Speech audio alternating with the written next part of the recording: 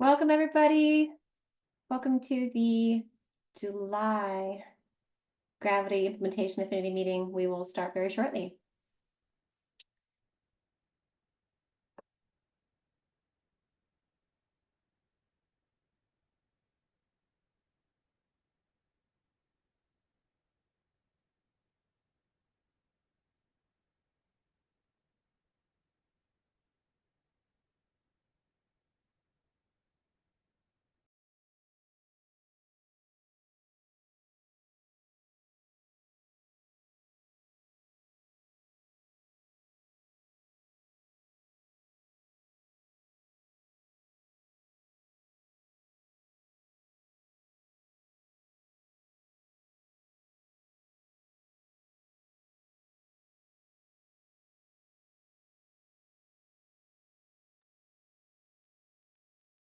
Hello, everybody. Hi, Rosie. Hi. Hi, it's nice to see you. Yeah, finally could make one. I'm so glad. I'm so glad. Welcome, everybody. It's nice to see some new faces, some old faces, familiar faces. Again, we're going to start very shortly.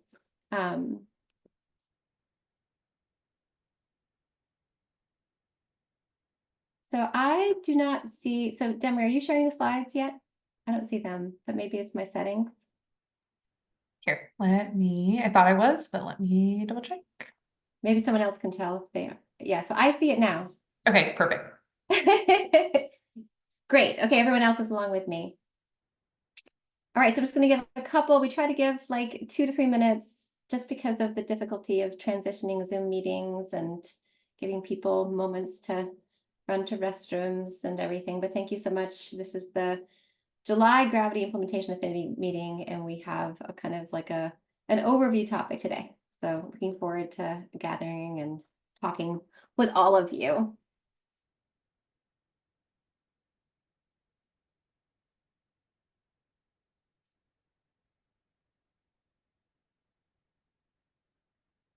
Probably start like 2 to 3 minutes after the bottom of the hour.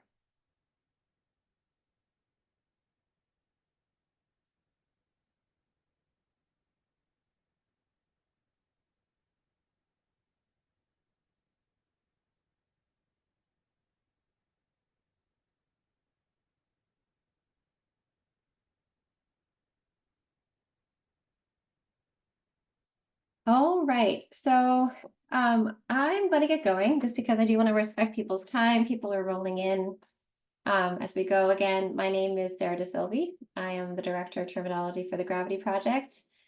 We're going to be going through some really exciting concepts, well, not exciting, some overview concepts of gravity today, and it's my honor to have you all here with us at our July Implementation Affinity meeting. We start all of our work with the common antitrust practices slide. So Gravity Project participants have the responsibility to comply fully with federal and state antitrust laws. So whenever we're speaking or providing written communication, we have to just refrain from discussions that may provide the basis for an inference. They agree to take any action relating to prices, services, production, allocation of markets, or any other matter having a market effect. And so we just abide by all of these guidelines to ensure that there is not only avoidance of antitrust violations, but avoidance of any behavior that might be so construed. And that's the end of the legalese that we start with, and just from a standards perspective that we start with every meeting. In every meeting that we have, we do want to acknowledge our amazing Gravity Project sponsors, members, and partners.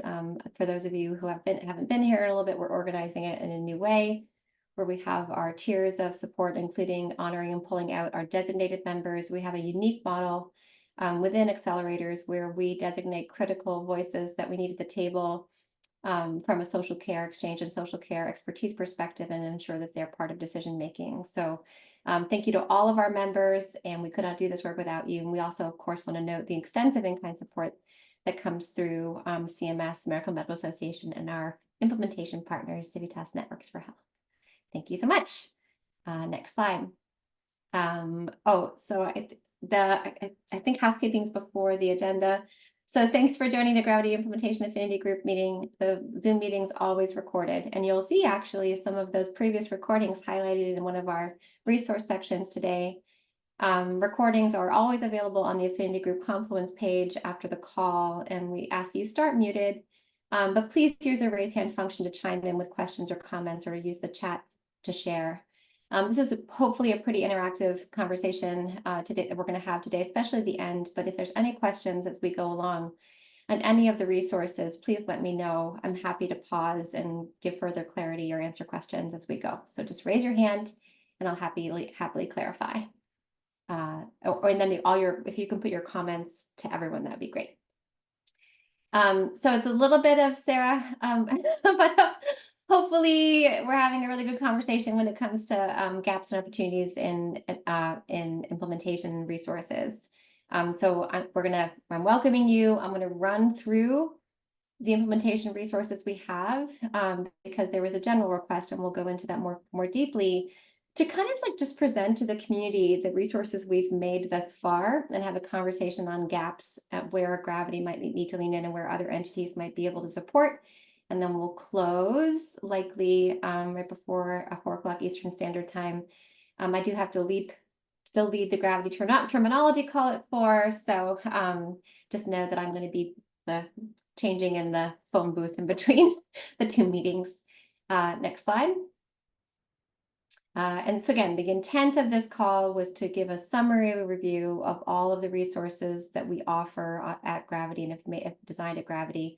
And again, there's some areas that we're still implementing. So this presentation we have today and the areas in the Confluence is not everything, but these are a pathway to representing the deliverables we have in ways that you all can access. Next slide. So the topic for this meeting came from our implementers. The crest was a summary review of all the materials we've crafted so far to assist with the implementation of Gravity deliverables. We also want to highlight resources in the pipeline and facilitate a community conversation on gaps and what entities are best set to address them, because it might not be Gravity. And we want to really start as a 101 level. So, and then I couldn't neglect to put in my Sound of Music gift because I live in Vermont and Stowe is right over the mountains. So it's let's start at the very beginning, and we're going to orient to where resources for implementation live on the Confluence. Next slide. So how to find implementation resources on the Gravity Confluence. The Gravity Confluence is fairly dense. I have it brought up just in case anybody does want any real-time view of it, but we tried to do screenshots and images throughout the presentation.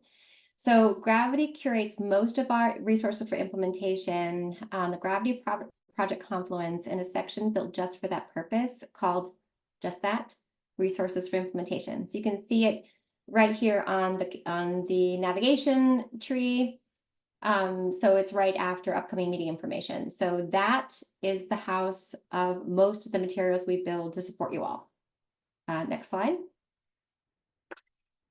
So that area, that section drops down into 6 separate subsections. And this is why we're having this orientation. So one is a general resource library for implementers, and that's going to be blooming as we go forward because it's a collation of resources on specific implementation topics, but they don't align with these other buckets. And we're going to be talking about everything that's in there. We then have a specific page for our social risk terminology value sets because of how heavily they're referenced in implementation and quality measures and regulation. Hello. Hi, John. And so we offer 2 ways to get to our value sets. One is directly from our Confluence with hyperlinks directly into VSAC, which is the Value Set Authority Center at NLM. We'll talk more about that. And of course, you can access them through NLM as well. We then have a resource we'll be discussing called the Gravity Accepted Social Risk Screening Assessment Instrument page, and we'll talk about that. This is a summary list of all Gravity Accepted Social Risk Assessment Instruments that have been vetted by subject matter experts, including being able to filter with domains of relevance and status and LOINC encoding. Because again, you don't get into our value sets if you're an instrument until you are LOINC encoded.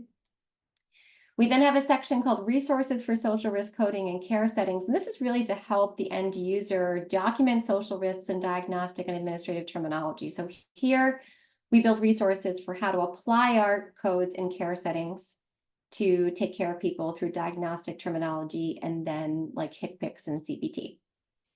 Then, of course, last but not least, we have direct links to the implementation guide. And oh, sorry, that there's a typo there. And then Gravity Track Connectathons. And the SDOH Clinical Care IG is, of course, there's tons of implementation guidance in the IG itself about how to use the resources in the IG. So we're going to be going through each of these different sections over the next slide. Any questions on this 6-page organization? All right, so next slide. So we're going to just going down them in turn. I'm skipping the general overview because I want to get back to that because there's some new updates there. So Gravity Project, again, stewards over 240 value sets in the National Library of Medicine, NLM Value Set Authority Center. It has social risk domain level value sets for each activity: screening, diagnosis, goal setting, and intervention. And it also has all social determinants of health level value sets to support US Core Data for Interoperability, or US CDI. Right, and you can see an example of this below. I know the print is small, but you can see there's food insecurity as your domain. You have 3 different types of assessment instrument value sets that we offer there, both the panel codes, the question codes, and the answer codes. You also have the diagnoses value set link, which contains SNOMED CT and ICD-10-CM. You have your patient-centered goals value set, which is in SNOMED CT right now. You have your procedures value set, which includes all the different types of elements that we have in our intervention list: SNOMED CT, CPT, HCPCS. Hi, Lucy. Yes? Hi, everybody. Sarah, when you mention USCDI, I always wonder which version you're talking about. Does that matter? Or is it obvious, or is it automatic, or what? So Gravity was included in USDI v2. So our value sets, the SDOH goals, assessments, diagnoses, and intervention sets align with USDI v2. Thank you. So they will be included, that approach is included in the move to USDI v3 as part of HTI1 in January 2026. You're really impressive with all these bureaucratic references. Well, I do help ONC at High Tech. I know you do Yeah. it all the time. That's why, Joan. Thank you. All right, any other questions? So then you have, and the reason why there's 2 different types of value sets in the interventions that divides into procedures and service requests are detailed in the value sets themselves is because over time we can imagine them becoming different as we get further along medical social care integration. But right now they're exactly the same. We can also imagine alternate terminologies possibly being included in procedures, like maybe a social care entity, terminology or taxonomy might eventually be included in procedures, but it wouldn't be included in service requests, which is like a referral based terminology. I mean, a referral based resource. So there's all kinds. So these are the core value sets. So, and again, we offer them in Gravity. So you can, as an implementer, if you want access to our value sets, you can click on the hyperlink here and it takes you to VSAC. You just need to do your VSAC login, which is free. And you can use multiple different types of aligned login to get in. And so just want to make sure that you know that you can access our value sets here directly in the Confluence or through VSAC, just filtering to Gravity as the steward. There's another really important resource here on this page. Again, it's the same. So resources for implementation, social risk terminology value sets is the underlining concept. And that is the final column. So the final column says downloadable assessment instrument spreadsheets. The amazing friends I have in the terminology workstream curate really user and implementer friendly spreadsheets of all of the questions and answers that we have within our assessment instrument value sets. So they're really easy to take in and digest. And we're going to see this on another slide. So you can access, you can't, it's not a hyperlink, but if you click on that, it downloads onto your computer for use. And if we go to the next slide, we can see. Okay, so this is again a little bit of an eye chart. Oh, hi. Hello, Tracy. There, I have a quick question. Thank you, Sarah. This is huge help, very helpful. I noticed on the VSAC, they're updated 2 times a year, and there's always a new date attached to the latest version. So what I can't tell is how do I know like what specific codes were added? Is there like a short list of like things that change between, let's say, beginning of this year versus what they just released in July? There is a utility where you can map the difference between different value sets. Or actually, Hamali, if you are on the call, you're really good at describing. You are on the call. You're running the slides. No, she's not. She's going to be a half hour late. Oh, Hamali, great. I can answer. I'm sorry. I'm doing 2 meetings in a row. So who's running whose slides? But Yeah. Hamali has hot topics on that. So Hamali, would you like to answer Tracy's question, please? Sure. Yeah. Hi, Tracy. We are not keeping the track log of the diff file from what has been updated, but there is a tool called a tool in VSAC which can compare multiple versions of value sets. So if you use the previous version versus the latest version, you can see see the difference in the codes. I know it is a bit daunting to check for individual value set. And this is something we can definitely touch base internally, Sarah, if we want to improve the process, if that is helpful. But currently, the only way is to use the VSAC compare tool to compare the versions of value sets. Got it. Perfect. Thank you. That's a question that comes up as I'm sending the new set. They always know what changed. Do we have to rewrite everything? Like, yes. So helpful. Thank you. Appreciate it. Yeah, but given that we're talking about what we don't have, but we have access to, of course, the delta between value sets, because that's what we use to update the next version. So if that's a critical missing element and resource for implementers, and we already have that data in Gravity, we just, if you all as implementers feel that's helpful, we just need to know, and that's why we're having this meeting. So Tracy, happy to talk more about that. Yes. Yeah. I hear. Thank you. Appreciate it. Yeah, we'll take that back and discuss it again. The operating committee is a good place to go with that too.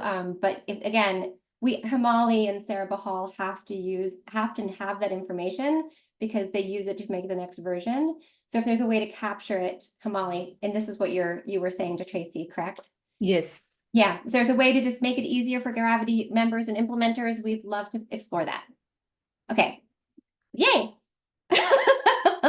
All right, so then Tracy's question was on the previous slide. So on this slide, you can see us, again, the Gravity terminology team really detailing each of the different instruments, panel names, LOINC common names, and answer code lists, again, to assist implementers. So if I was trying to get an understanding of the questions that align with food insecurity that are in the VSAC value set, I don't even have to go into the VSAC value set yet, because it's all here.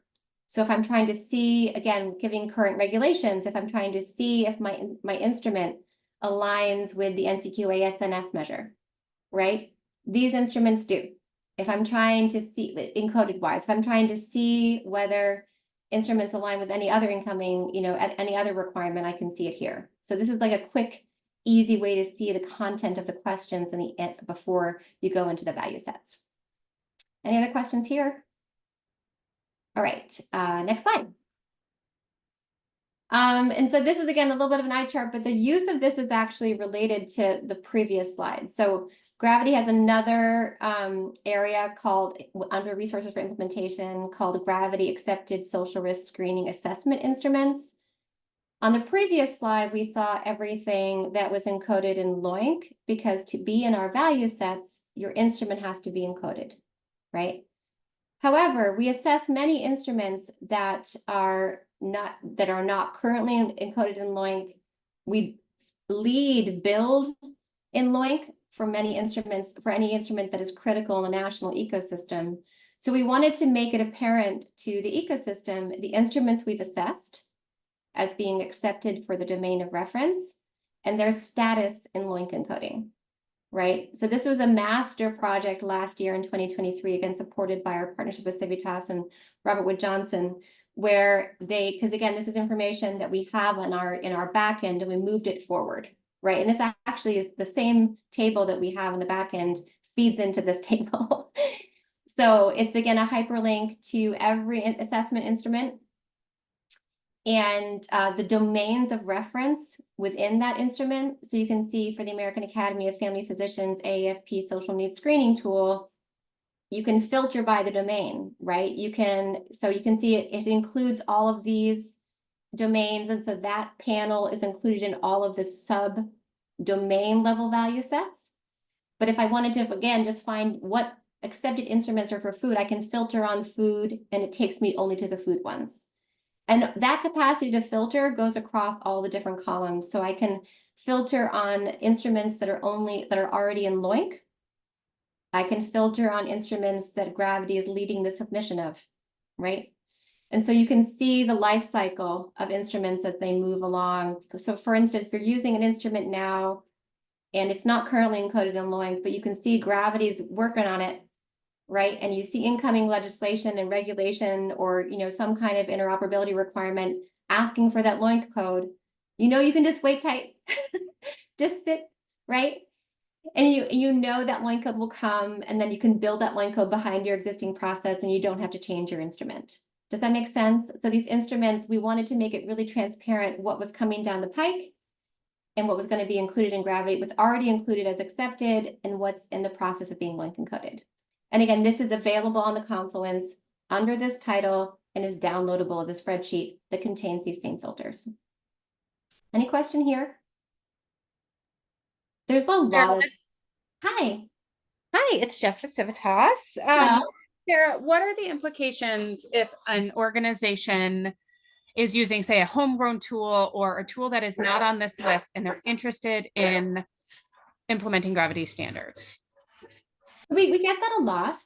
And so there's a couple answers. So if you wanted to just be reviewed as accepted, then we push it back through our subject matter expert process, right? But if you wanted to be reviewed as accepted for a specific purpose, right, there's other requirements. And so we basically get in conversations with people asking, I want it to be reviewed as accepted for this measure or this regulation. And so we have to be careful to help inform the entity of the requirements of the regulation before we go to the effort of, putting it through this SME process, because it might not match, right? And we just want to make sure that everyone knows that most of the quality measure requirements are looking, or either current or incoming, are looking for that LOINC encoding. And we only lead LOINC encoding of national instruments. So Gravity takes on labor for critical instruments in the ecosystem for LOINC encoding. So let's just say it's accepted, right? It would be up to the author to put it through the LOINC process, right? Let's just say it's accepted for the domain and it's LOINC encoded. There might be other requirements before it hits different types of regulation. Corey, I saw you come off like on camera. Do you want to say anything? Yeah, I'm wondering if Jess's question was, I heard it a little differently. Okay. I think you were answering more about, maybe I heard it the wrong way, but I think you were describing how someone, if they want their instrument to be sort of Gravity approved, how they might go about, or accepted, excuse me, I think is what you were responding to. I wonder, Jess, if your question was more about, I'm an organization implementing a screener that's not Gravity approved, but I'd like to use a Gravity approved version. Which were you, maybe I just heard it wrong. What was maybe Sarah answered your question? I think it's a combination. So, if an entity is already using, again, say a homegrown tool, or their EMR has a tool that's not listed on here, but they're interested in using the Gravity codes, what's the implication? So it sounds like either they need to use one of these tools or they need to go through the process that Sarah described. Correct. That's right. Yes. The answer is yes. Am I just a practical answer there too? Is that they may want to just look at their questions and say, what are we trying to screen for? And then look at the gravity screeners for maybe their approved questions that screen for what they're actually trying to screen for, right? Like, so that's just another sort of practical thought. Yeah. That's I wanna- helpful. Thank you. I know, and Tracy was there, but these are some of the tips and tricks we covered in a conversation at CMS Connectathon just last week, right? So there, and we as part of our resources, we put that recording on this in the Grady resources for implementation under that topic. So we're trying to curate presentations on tips and tricks for implementing gravity coding or finding your instruments. So I hope I answered that question well now. And then again, part of the intent is if we've answered that question or questions like it on implementation, so this is on the resources, right? If we've answered questions on implementation, we want to gather them correctly for all of you, right? So you can find them. So we'll see maybe if my answer to you can be augmented by some of the presentations we've linked in the gravity resources section. Whew. Any other questions on this table? All right, next slide.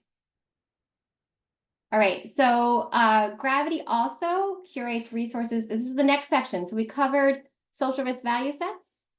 We covered social risk accepted screening assessment instruments. And now again, we're thinking about all under resources for implementation, we have this little tree, right? And now we're covering resources for social risk coding and care settings. So Gravity also curates resources to support coding and care settings, including social risk diagnostic concepts from either standardized assessment instruments or direct interview, like how to get to them. Because how to get to them is all part of how we design the diagnostic terminology. So if we knew that these are the concepts you want to figure out before you apply an ICD-10-CM code, we created materials to support you in that, right? And we also try to gather guidance, any national guidance we have to support evaluation, documenting evaluation and management codes for reimbursement or other things. So this is regarding, coding and reimbursement. So we have, regarding the first concept, supporting coding in care settings and applying social risk diagnostic concepts, we have one exemplar right now. And then we have a couple general concepts also, but we have one example of how to get from a screening instrument to ICD-10-CM and SNOMED CT through direct mapping or through additional questions. And then we also are working with the National Association of Community Health Centers incoming. Again, our schedule's a little tricky because we want to help them do the same thing with Prepare with all of the ICD-10-CM codes we have. So, and we're going to walk through what we have now and then also walk through some of the other resources in this section. So next slide. Sarah, Yeah? go back to that slide, please. Okay. Just a nitpicking editorial comment. AHC-HRSN screening tool. I read this as greater than. So if this is supposed to be an arrow, would you please make it an arrow? Yes, I can do that. Sounds good. Thank you. Okay, bye. So next slide. Okay, so again, many of you have seen this Accountable Health Communities Health Related Social Needs instrument before, but it's an exemplar of a type. And so we want to just briefly walk through it. Again, not going to cover it in depth. This is supposed to show you the types of resources as opposed to going in depth in them. We've covered this resource in other places. But the AHC, HRS, the Accountable Health Communities Health Related Social Needs resource provides Gravity's best suggestions for ICD-10-CM and SNOMED CT codes that could arise issued directly from the domains of the AHC, HRSN screening tool questions.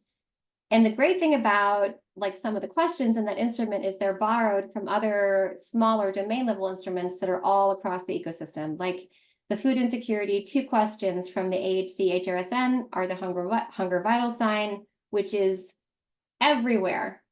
Oh, hi, Tammy. Bye. Tammy was a huge help on this. So thank you, Tammy and AHA for your help on the AHC, HRSN resources. And we'll see you at 4. So it provides a deeper view of ICD-10-CM and SNOMED CT codes that could arise from interview and conversation. Again, this is important. So we wanted to somehow put in front of all of you the thoughtfulness of the measurable dimensions of domains that were part of our diagnostic terminology development process. And so it can serve as a diagnostic resource for both the AHC HRSN and any similar instrument, and it really shows the full logic of our SNOMED CT build. And again, what I just mentioned is that for every measurable dimension of a domain, we have a diagnostic concept. And we're just going to briefly go through the AHC HRSN resource, and then we'll know one's incoming that does the same thing for prepare. Next slide. So I just want to make sure that we understand this is something we say all the time. It's really important. Social risks and social needs based on screening assessment instruments should be verified by a care team member via personal interaction with the individual being screened. It means you don't auto map. Like you don't ask a question and auto generate an IC10CM code that lives in a record without being verified with the person of reference, right? And we always acknowledge the risks inherent in documentation of social risks and social needs, and that it should be understood by all parties collecting and documenting and sharing data. So this is part of our data principles, and we just linked that as part of the resource. Next slide. Sarah, Yes. can the interaction with the team member be virtual, or is the implication here something in person? The implication is that it's interactive, right? So like if I can imagine a portal message conversation to verify findings from a social risk instrument, right? But that becomes an encounter of sorts, right? The idea is that people should be talking to people to verify these things, to verify any diagnostic code. Somehow, written language, spoken language, or otherwise. Does that make sense? It does make sense, but to me, it detracts from the principle of human interaction. That there can be, AI is going to be applied to all of these conversations, probably inevitably. And the necessity for human-to-human interaction, maybe someone else on the call can help me to verbalize this, but if gravity believes that human interaction concerning social determinants is important, maybe more thought needs to be given to specifications about what you mean by that. Okay, Lucy, there's really wonderful conversations that went on in the technical workstream call on just this topic, and we're creating kind of an S-bar on this for public review. So very timely. Okay. Into it. Thank you. We had about 3 or 4 meetings just on this because this capacity exists in the IG with structure maps. We vetted it, and then we came up with some thoughts and feelings, and I'm going to create an S-bar and bring it back to the tech work stream and keep going. Thank you. Okay. All right, next slide. All right, so this is an example of how that works, right, in the HCHRSN. So you have the question, what's your living situation today? You have the exact answer, I have a place to live today, but I'm worried about losing it in the future. You have the code you can get to from the exact answer, which is often unspecified. And then when people talk to people, you can start parsing it out. Like, are you at risk of being homeless and housing unstable? Are you homeless in the past 12 months and housing unstable? So all of these different kind of subdimensions of housing instability can be pulled out from direct conversation. Another example is the next slide, where you can see this applying to homelessness as another concept, right? Homelessness unspecified versus all the types of sheltered and unsheltered homelessness. And then an even better example is inadequate housing.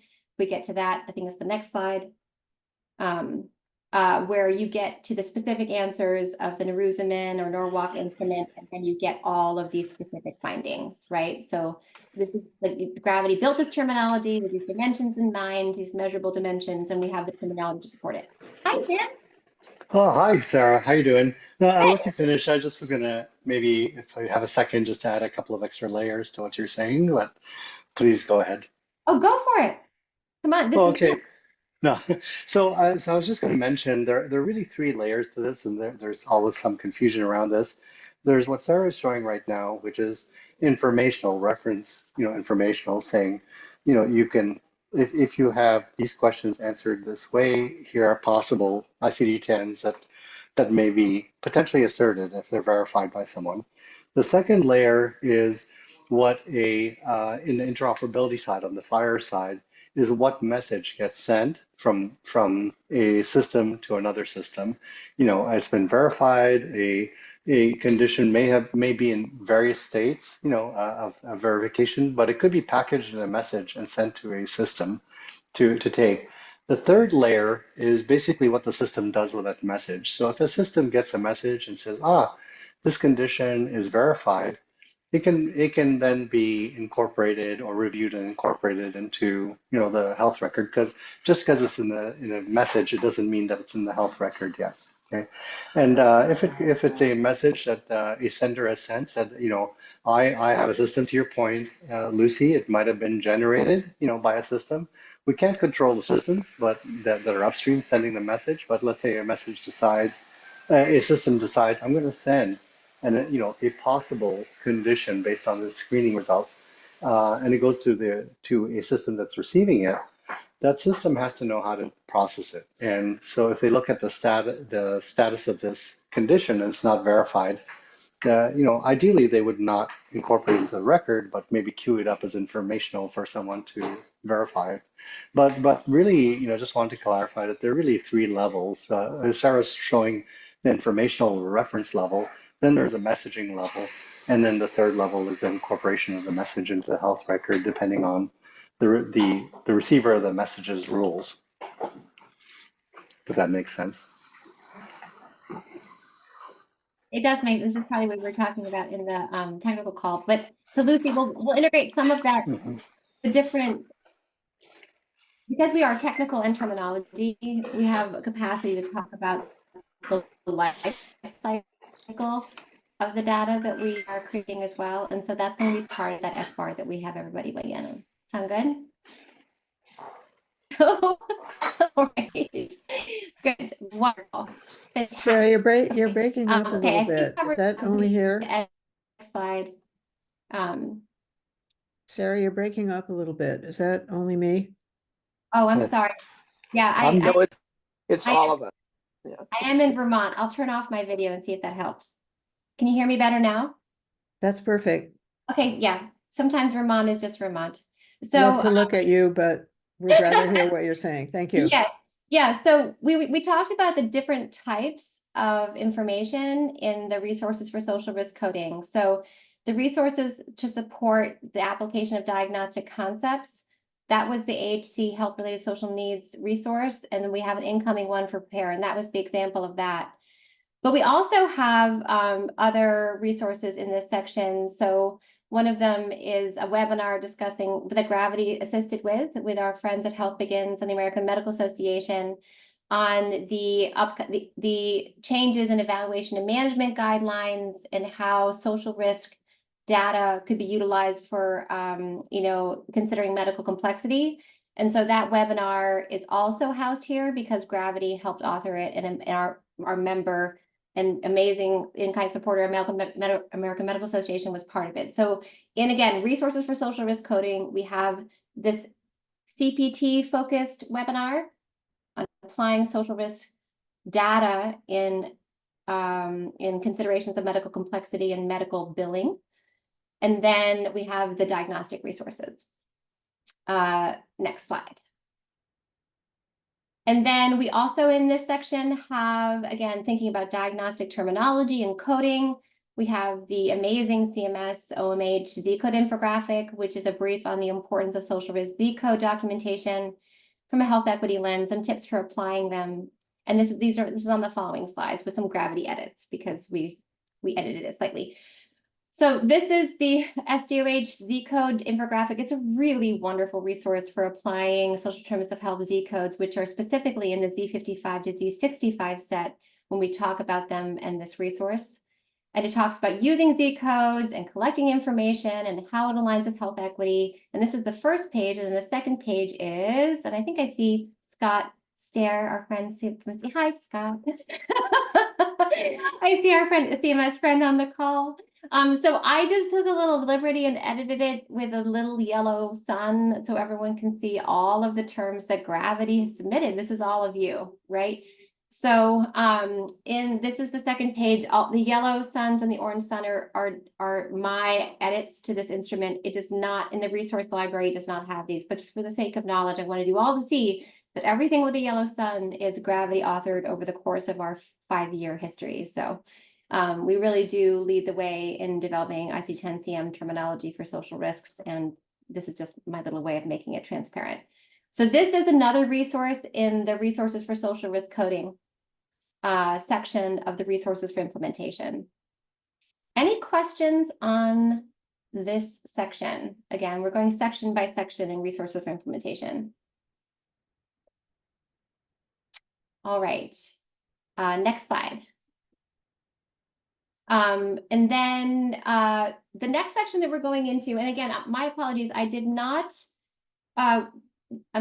highlight the SDOHCC IG hyperlink because it links directly to the IG, but that is another link in the Gravity Resources for Implementation that I just want to make sure everyone's aware of.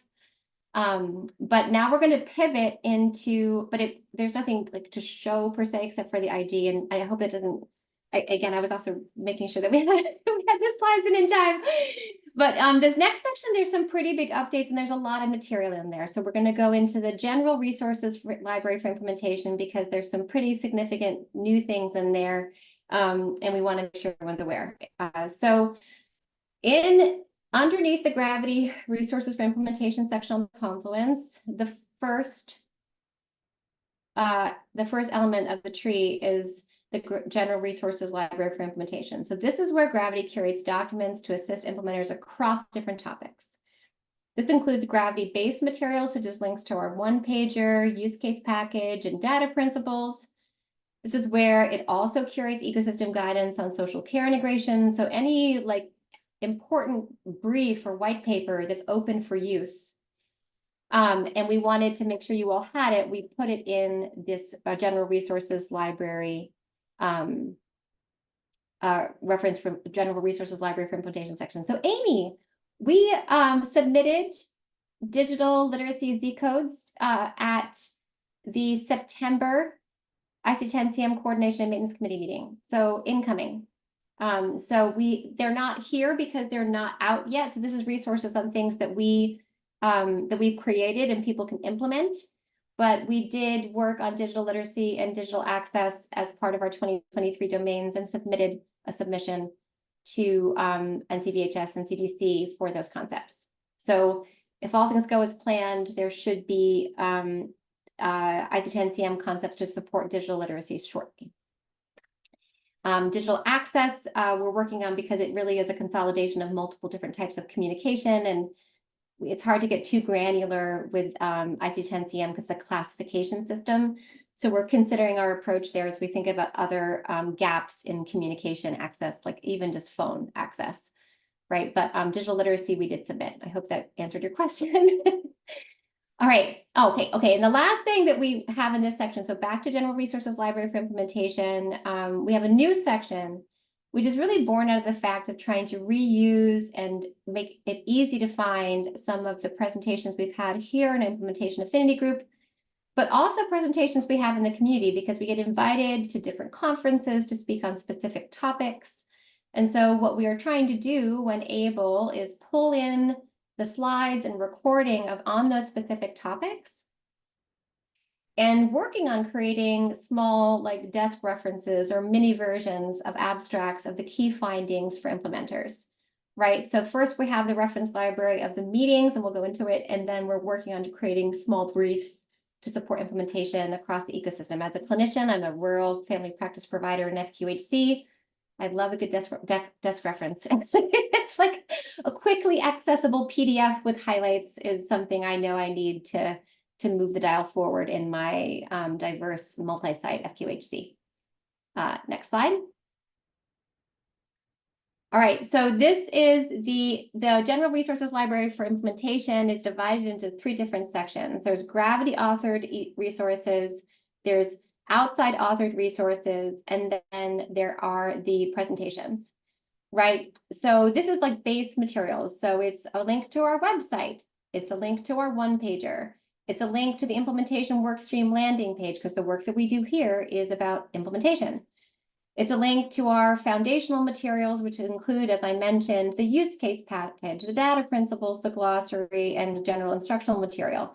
And this is because the Confluence is massive, right? There's a lot of material. We've been around for a very long time. So if you just want a quick link to high-level things that matter, this is the base Gravity authored resources in the general library.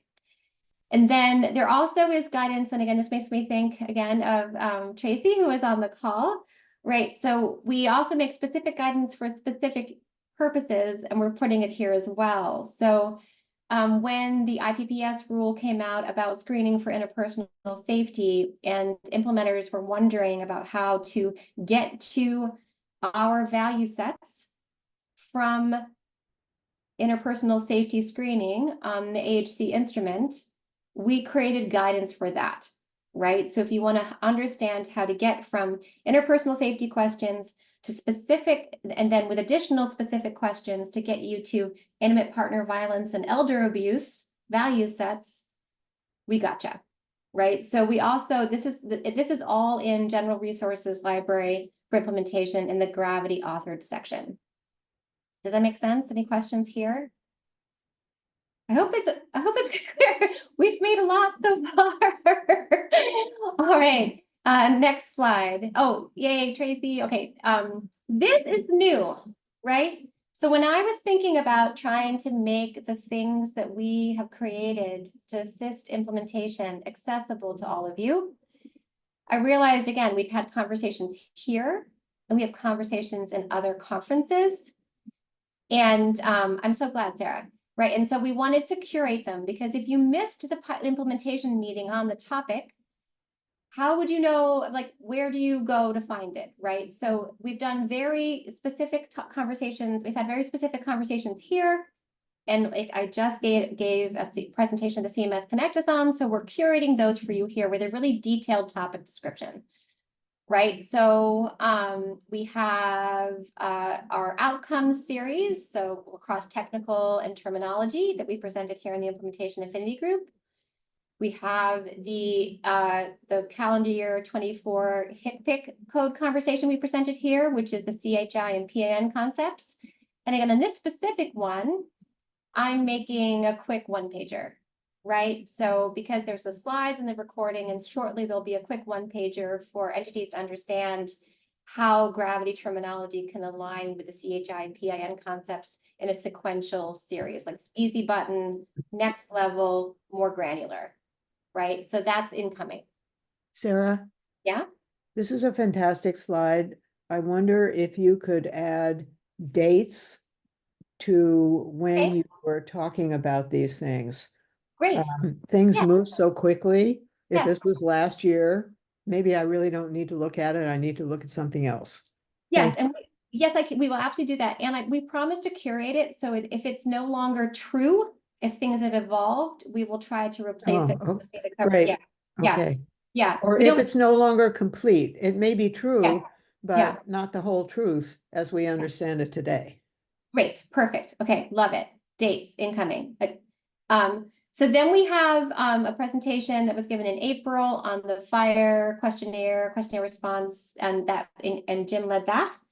And with Monique and Corey, I think everybody was there. And then this is the presentation I just gave at the CMS Connectathon, which was really in response to all of you, right? So we're at the stage of implementation where I have learned from all of you and with all of you about how to distill the cacophony of gravity value sets into simple implementation strategies. Like, how do I get, what is the top thing I need to do from an SDOH intervention terminology concept, right? And so that is also here, right? So we have this for now, and then we'll add more presentations on specific topics as they come along. But we thought this was a really good way to try to collate it, and I'm glad it seems like it is as well, right? So you can send your entities here to get the recording, and you can disseminate or find it from here. Any questions on this page? It looks like via the chat and thumbs up, this was a good move. Okay. Great. So great. Yay, hi,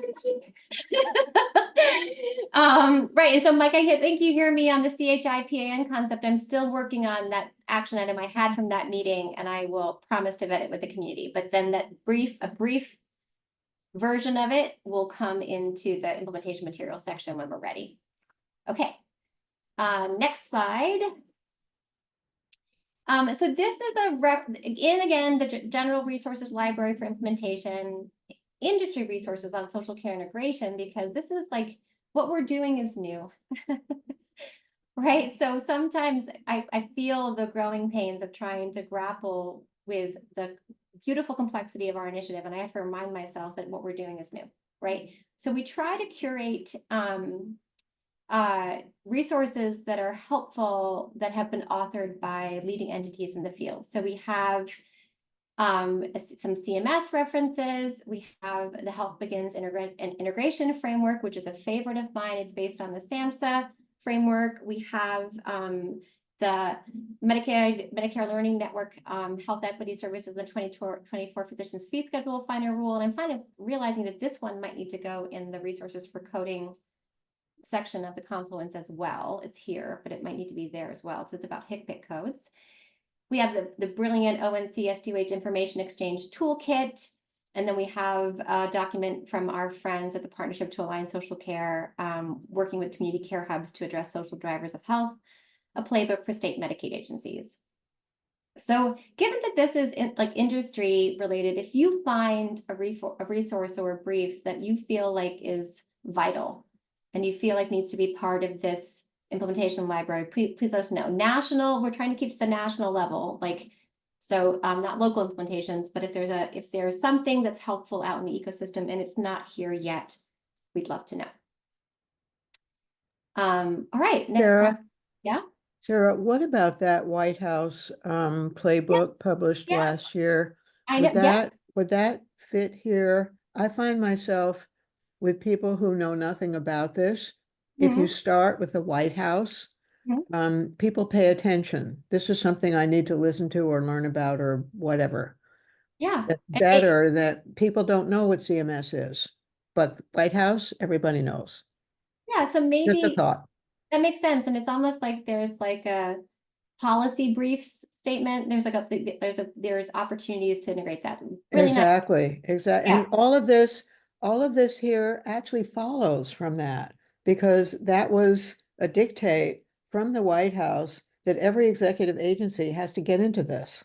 Yeah, 100%. And and I literally just now have an ongoing active link to like the Medicaid CHIP covered services table from there. Like it just doesn't ever leave my, so I think the resources that came out of that, that the playbook and the correlating resources that were hyperlinked to it it's a very good idea, Lucy. Thank you. Hi, Evelyn. We can do that. Hi, Evelyn. Yeah, and also the data strategy too, because I think that's very important for this community. Yeah. Um, Love it. Yeah, so So- please, so hopefully we're building a reasonable community library of sorts. Like what are the Great, yeah. like what are the things that we are using and we continually reference? Oh yeah, of course. Yeah. Thank you, Evelyn. Nice to see you. All right. Sarah, can I ask, was there some work that was done with social care directly just this past year that resulted in an the co-design expanded care model? Yeah, there's social care co-design report. Is that what you're talking? Yeah. Yeah. Is that that's thank you. I love that I love that you all are elevating the resources we ourselves authored but are not here. That's correct, Lisa. Brilliant. Thank you. And we're keeping notes. And again, if this is useful to you all as implementers to have this information here, and it's easy for us to do this, we want to do it, right? Go team. Sounds great. All right. Okay, next slide. Okay, so what we did, the only things I did not cover again with the SJHCCIG, and then there is an FAQ that if you saw me stumble on the original table, there's an FAQ for the IG as well. That is, for some reason, it did not, the table I wrote got messed up and it got fallen off. But those are the two things that are not on here. Everything that we presented is is in our resources for implementation section. You can see our new findings. And so we go to the next slide. We already have some ideas here, right? Next slide, I think. Am I paused? Can you guys hear me or no? We can hear you.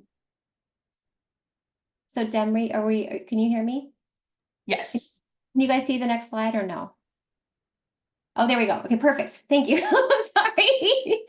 Sorry, I thought my audio and video is so bad. Okay, so we presented what's in the Gravity Resources Implementation section. We have a little bit of cleanup to do because there's a old tree that we're going to be working on as well, and maybe some things will move over.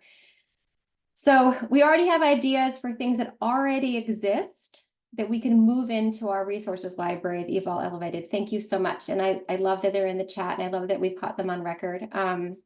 So it's Gravity's aim to ensure that implementers know how to use our deliverables toward the goal of widespread dissemination and use. This is strategy number 1. And so we just want to understand if there are specific gaps that we feel like are clearly within Gravity domain about using our materials, we would love to know. And we want to lean into that. And then we already asked, are there open resources you wish we had in our library? And you've already offered them. And so we just want to make sure that we understand, if you guys have any ideas on something that's missing, we can have this conversation now. And is there any other ideas regarding things like missing, as in it has not been made yet?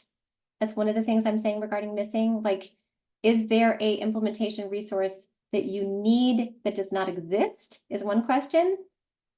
And then, is there a resource that's not currently in our library that we need to add? Does that make sense for those 2 questions?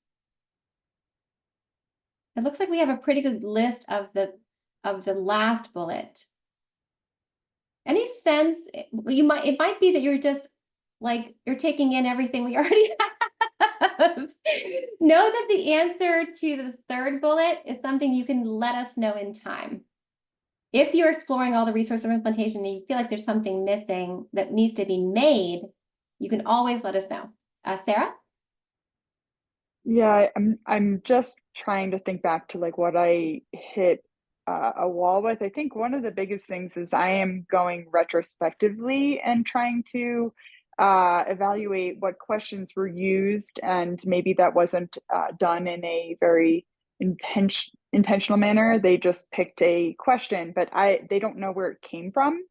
And so even going into the value sets, I felt like I had to search and do like control find, which was fine. But I still didn't know. I think I couldn't find everything. But again, like I think that may be helpful because again, people have to know how to get into the value set to be able to kind of look retrospectively, okay, is this an actual approved question or not? Because some people are just adding just the one question because they thought it was just pertinent to their population. Does that make sense? This is where that visual spreadsheet that the team made is really helpful, right? You don't have to go into the value sets if you download the table and look at the questions. And you also can see, again, I don't know if it specifically answers your questions, but everything that's LOINC encoded is right there on the domain level spreadsheet. And it's also grouped by domain, which kind of limits the cacophony a little bit. And you also can see the slight variations in questions between different applications. I think I didn't have a problem with the ones that were LOINC that had a LOINC. Just a lot of them don't yet. Like you guys have submitted them. So that's where I ran into a problem, but that's fine. I think you already know. So then never mind. I know, it's helpful. I hope that answered your question well. Jessica, do you have a question? Hi, Jess. What are we missing, Jess? Hi. I would say that, one of the questions that we get, and I have some specifics for you next week, but is where do I start?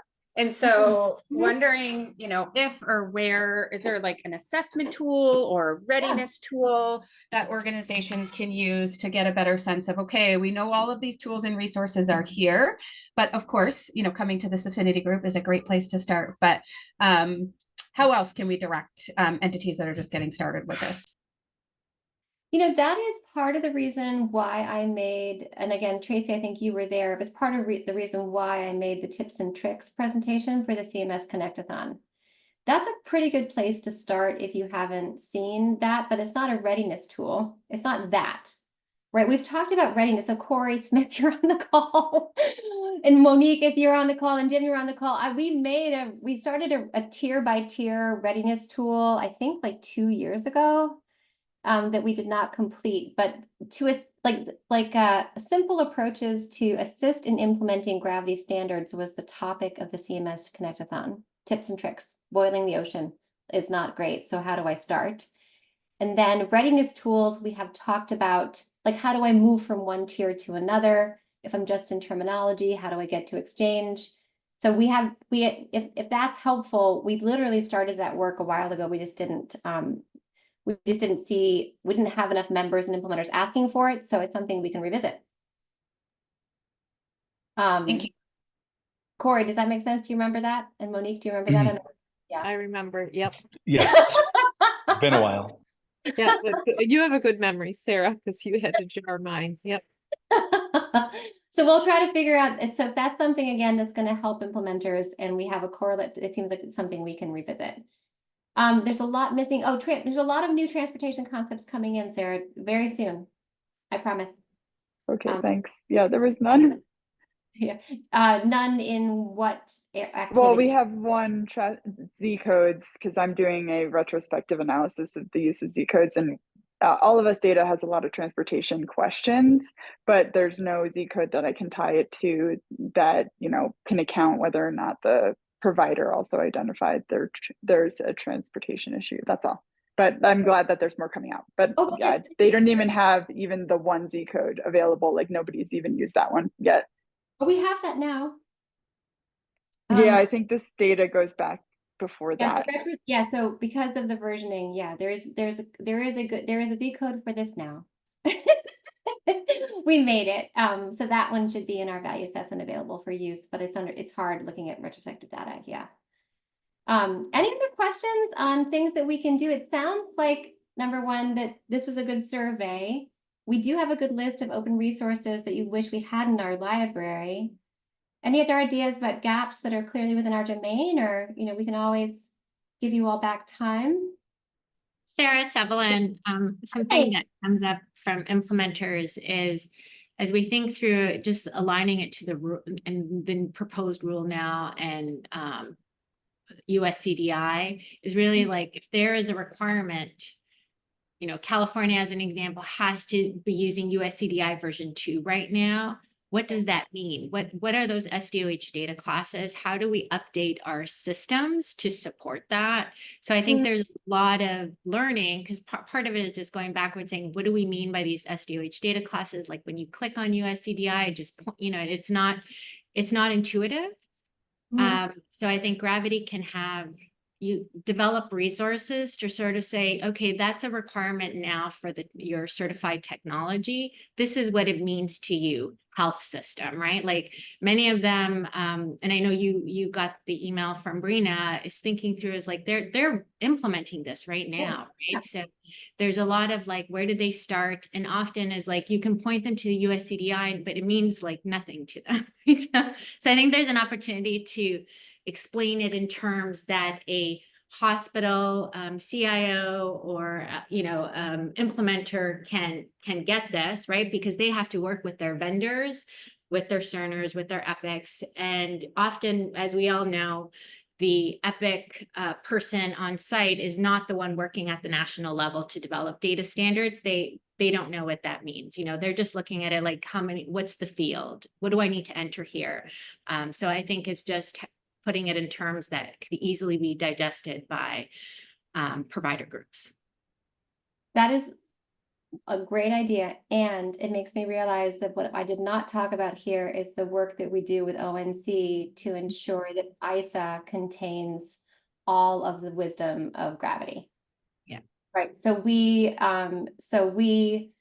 because ISA, for better or worse, is, I mean, not for great, is supposed to be the translation of USDI concepts into like a vocabulary library, right? So Gravity worked with ONC to create a template for how to update ISA with both regulatory drivers like you know, what are the NCQA, SNS measure, CMS references for instruments, and all links to domain level value sets. And so I think we could easily develop a one-pager that talks about the pathway from USCDI to gravity terminology. And we probably would be really helpful to do hyperlinks to ISA that represents that work in real time, right? And this, so is it okay to show an example of what the output, Demery, can I take the screen for 1 second?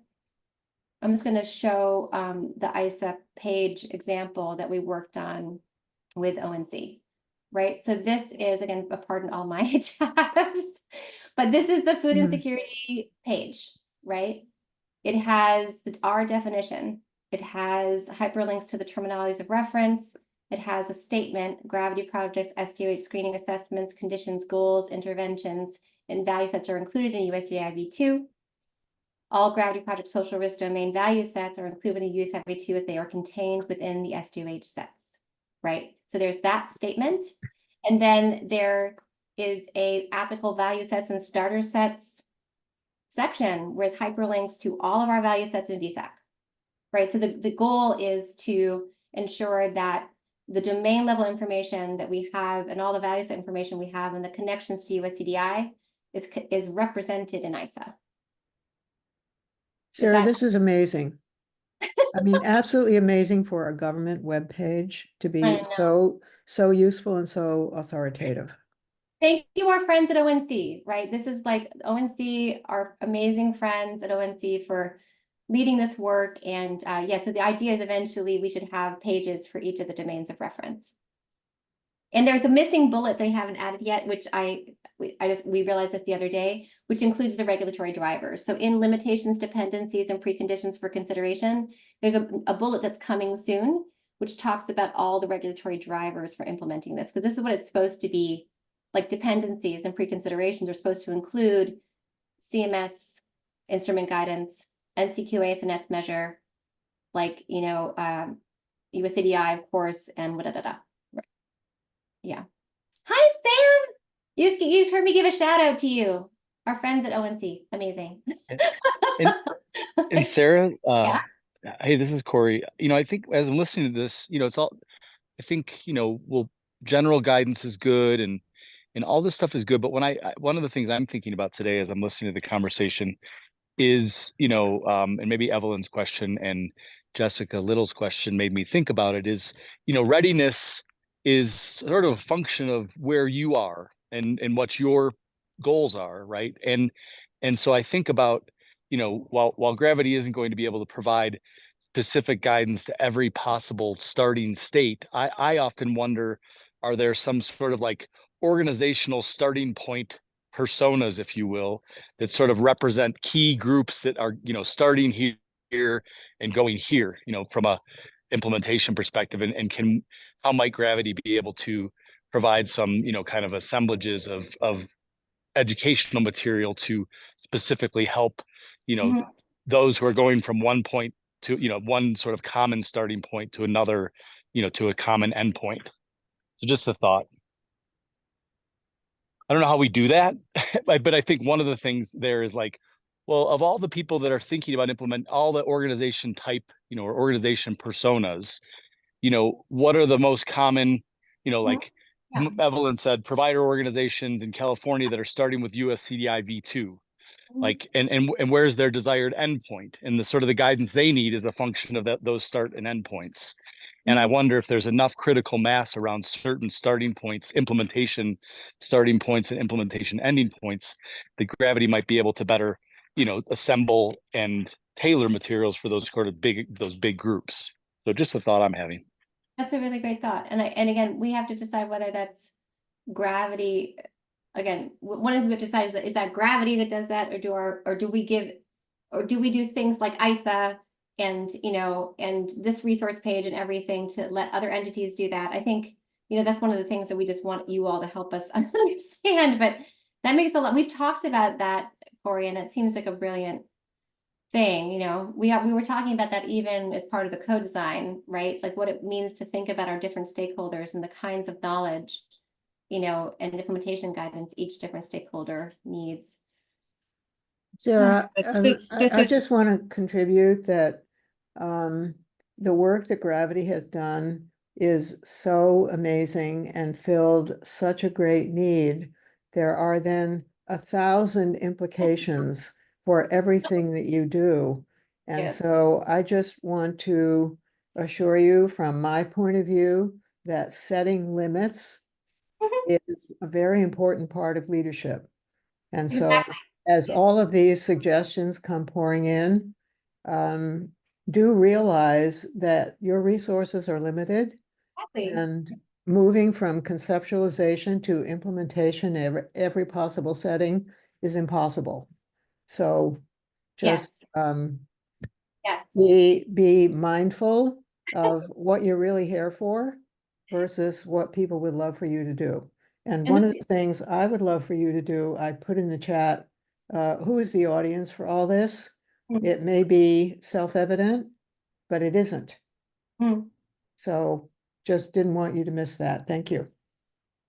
Yes, I hear. Thank you, Lucinda. That's why I'm trying to say, like, that's why I tried to talk about whether or not it's our job. It's definitely our job to help ONC put it on ISA, right? That's like these central locations. No question. Absolutely the highest Yeah. level. Yeah, Yes. clearly disseminating our works is our job. All right, any other thoughts on what is on this topic? I mean, we've had a really wonderful conversation. I know the chat is filled with resources to add to the reference library. We've talked about this readiness tool. We've made a version of it. I think that's one thing we can continue to talk about here. We'll bring it back and see if it's something that we work on or whether it's another entity that needs to take that up. The need's been stated very clearly. I realize we didn't link ISA, which is silly because of the amazing work our friends at ONC did put in to do that. And I'll try to create a one-pager just telling about that work, right? Because that will help give a teaser.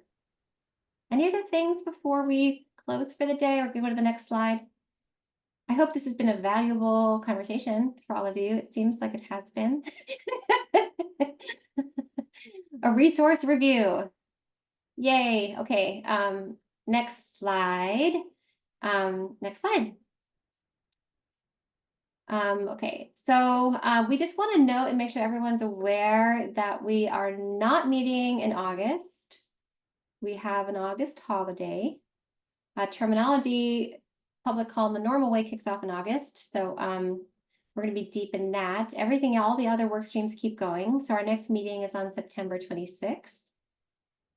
You can always find Same time. Same time, last Okay. Thursday of the month. Yep. Meeting materials are always on the Confluence, and now you know that if they've been on a salient point, that they will also be in our, like an implementation point, they'll also be in that recordings and meetings topic section on the general resources library for implementation section of the resources for implementation section on the Confluence. Please sign up for the Gravity implementation listserv. We are trying to make sure that we get our email list correct. You always can reach us at gravityproject8till7.org. Thank you all for this really wonderful conversation. I really do hope it was helpful. It feels like I learned a lot about things that we want to put on the resource in the resources for implementation section, and we'll see some of you in just a few short minutes as we do the terminology public call. And thank you so much for being part of the implementation community. Go team.